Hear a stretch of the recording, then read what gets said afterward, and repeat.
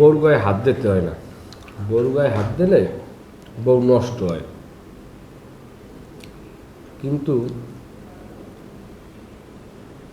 তোর বউরে আবার না মারলে আবার তোর বউ নষ্ট হয়। হিসেব মতে মাঝে মধ্যে তোর বউরে তোর শেষা উচিত। এটা আপনি একটা ফাও কথা কইছেন। বউ মারা উচিত না, আর যদি মারা লাগে হ্যাঁ আপনি ভাবির মারতে পারেন, কারণ ভাবি হয়েছে এই পদের মাইয়ে।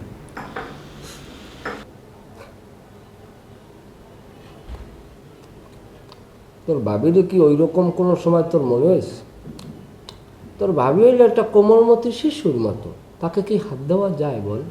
শোনেন, সবার বউই সবাইদের কোমল মতো। আমার বউ যেমন আমাদের ভালো, আমার বউ আমাদের ভালো তোর বউ আর আমার বউ কিনল না। মোরটা তো বউ না, বউ হইছে আমার এলাড্ডা। তোর বউরা ভালো করে শিক্ষা দেয়, যদি শিক্ষা না নেয় তালাক দিয়ে দে, ওটা একটা বেদব। তোর নতুন বিয়ে করাম। আমার বিয়ে করার কোনো দরকার নেই, আমার যদি মনে চায় আপনি বিয়ে করেন। যা ঘরে যা, যা থাবর টাবর মারমুখ কর, সকাল সকাল যা সর। বেদব চাকরি।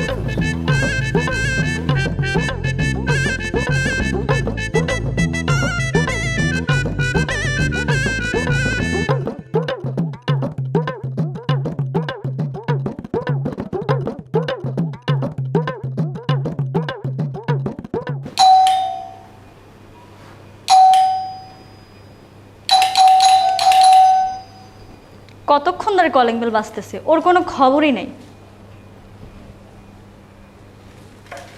আরে বাবা, আসো আসো, ভিতরে এসো। কেমন আছো?